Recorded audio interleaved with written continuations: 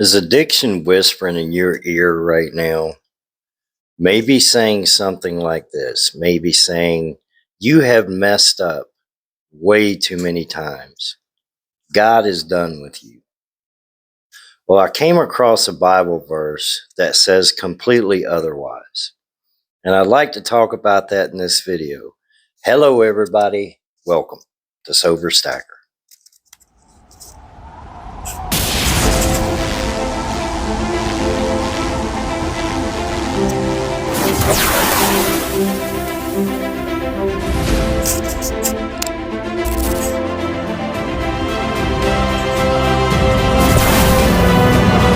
I woke up sober this morning because I went to bed sober last night, guys. Today is 1,447 days of continuous sobriety.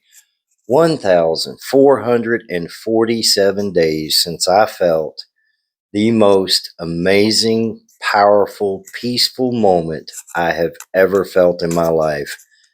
And that was the moment God took my addiction from me.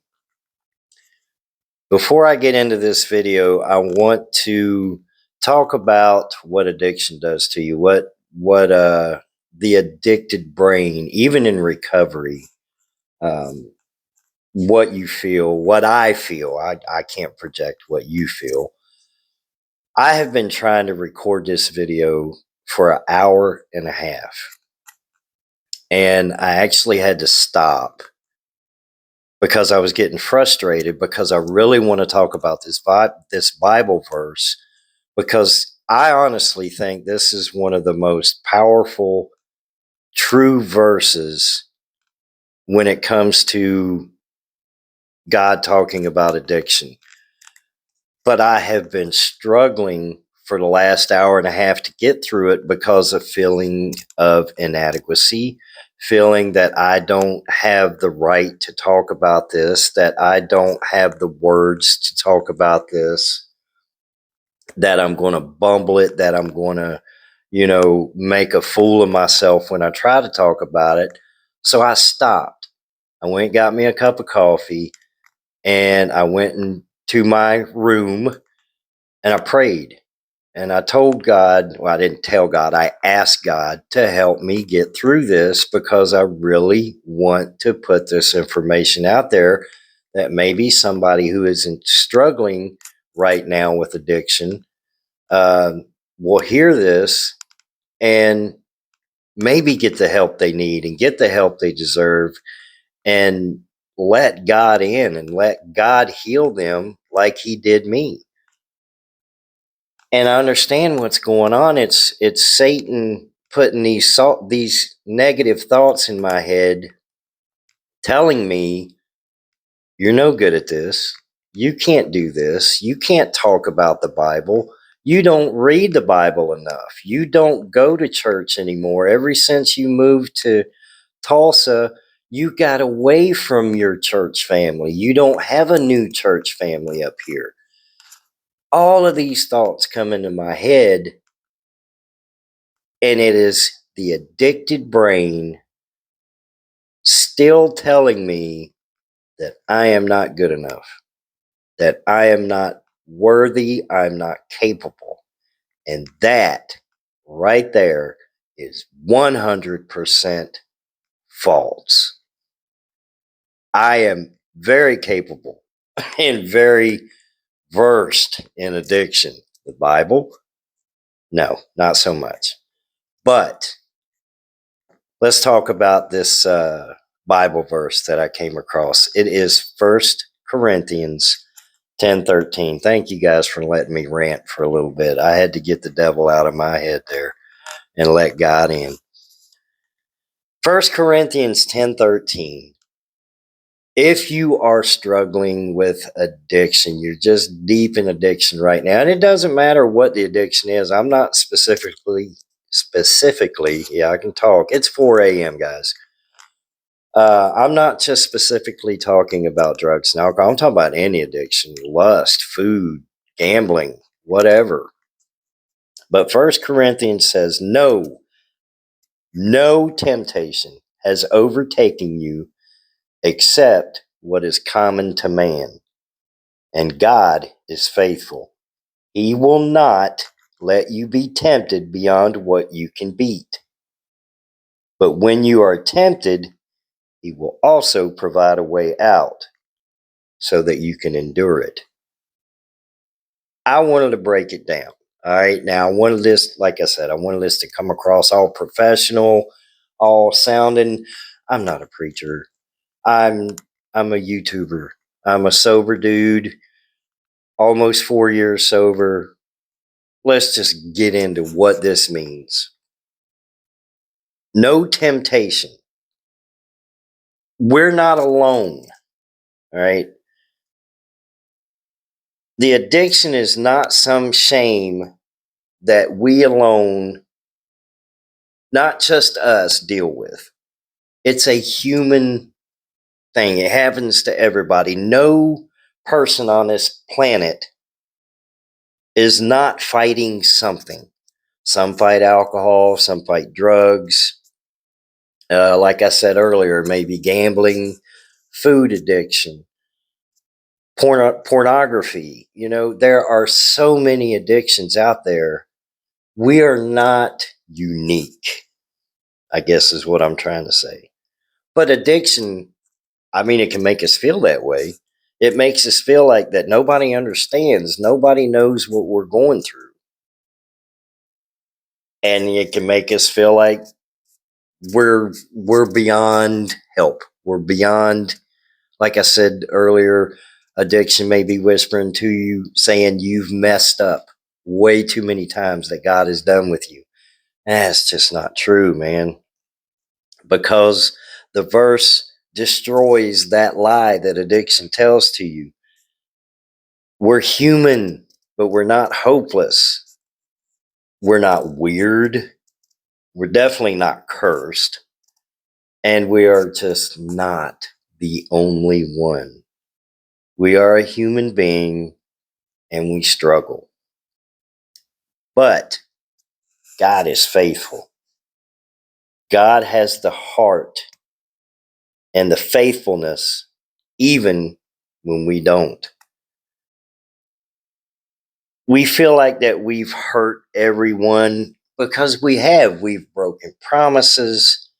We've hurt our family. We've hurt ourselves. I mean, addiction leaves a path of absolute destruction behind you.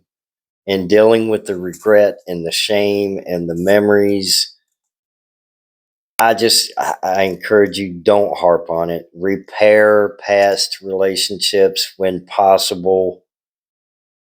Repair past damages when possible, but don't do it if it's going to hurt you or the other person or even jeopardize your sobriety. Now, sometimes we think that we hurt God too, but the verse does say God doesn't walk away from you. God doesn't give up on you, and He certainly doesn't get tired of us. He stays, He cares, He listens.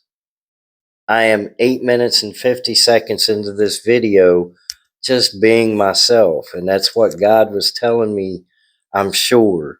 Just be yourself. Just do your thing, man. Because He helps. So even on the days that I slipped, or maybe you've slipped, we're not weak. We feel weak. I know I did. When I would relapse, my goodness, I felt horrible. I felt like I was the weakest person in the world, that I could not overcome anything, much less addiction. But God is steady, man. God is faithful and solid. God is the solid foundation that we in recovery need to build our lives around, because He's not going anywhere.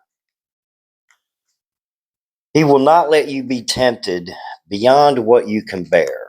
Now, that part gives you hope. It means temptation can feel stronger than you are, but it's not. Addiction lies. Addiction will tell you, you can't fight me, you can't beat me, you're too weak.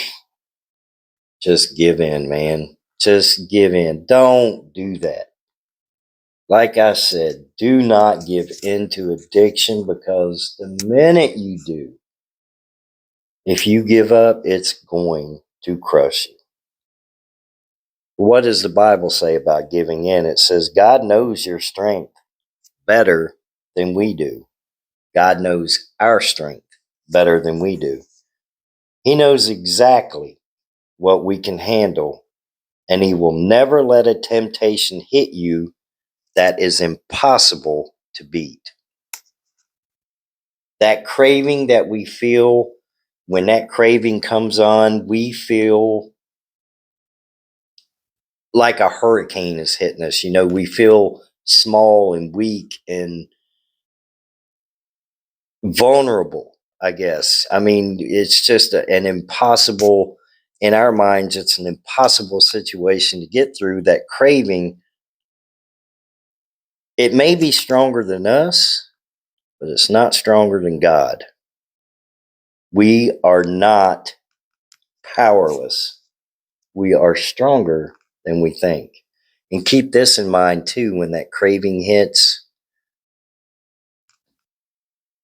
that craving is only going to last 20 minutes to a half hour, somewhere around there. That is a medical fact. I don't know exactly how they came up with that. I can give some assumptions, but just keep that in mind, that when a craving hits you, it may feel like you can't beat it, but just hold on for 20 minutes or so. Find something to do, journal, pray, read the Bible, something, and that will pass. All right, so when we're tempted, it doesn't say if, it says when, okay? Because we are going to be tempted. Everyone faces temptation. Even the strongest believers face temptation. People with years of sobriety, years, I'm talking 20, 30 years, face temptation. And if they tell you they don't, I don't know. I'm not going to get into that. So, but anyway, don't beat yourself up for being temptation or being tempted, because temptation isn't the sin. Giving in is. Feeling temptation doesn't make you weak. It just makes you human, man. But He will provide a way out. And this is a part that gives people hope. God always makes a way out. Always. Problem is, the way out maybe not is not the way we want it to be. It's like you get this, if God tells you to do something, you have this strong urge, God is telling me to do something right now, and it's Tuesday, and you think, all right, God, I can. I tell you what, I'm off on Friday. Think I can do it Friday? Sometimes the way out is calling somebody, maybe leaving the room, going for a walk. My personal favorite, praying, or hitting a meeting, something like that. Whatever you're into, whatever your recovery is about, whatever gives you that comfort, that ease, that sense of a little more control. And sometimes it's just don't pick up, man. I make jokes in my other videos about locking yourself in a closet. I'm serious. When that craving hits, if you got to lock yourself in the bathroom for a few minutes or half hour or whatever, do it. Whatever you got to do, man. All right. Enduring means getting through it. Sometimes God removes the temptation. Sometimes He don't. Sometimes the miracle isn't that the craving disappears, but it's that you stay sober through it. Endurance is strength, endurance is growth, and endurance builds character. Every single time you get through a craving, you grow stronger. Just remember, a craving only lasts for a few minutes, but man, sobriety lasts a lifetime. Guys, I'm going to drink my coffee, probably get me some breakfast. Uh, my wife has bought me some good, healthy avocado and eggs and things like that. Doing a little bit here and a little bit there to improve my life, improve my health, improve my finances. Um, Tomorrow is, well, actually, today is purchasing day. So we'll see what I get. You guys know I'm everywhere. One minute I'm wanting gold, next minute I'm wanting silver. I don't know what I'm going to get. I don't know what I'm going to do. But if you have stuck around in this video for over 16 minutes, put the number 4 in the comments, because that just lets me know that I'm not just rambling on here. I really do want to get some people sober, man. And if my videos can get somebody sober, even one person, that is so awesome. But I also want to help people who are in sobriety stay sober. With that being said, I've got my coffee in my hand. I am off the next 2 days. You guys have a beautiful, wonderful, blessed Wednesday. I'll see y'all in the next video.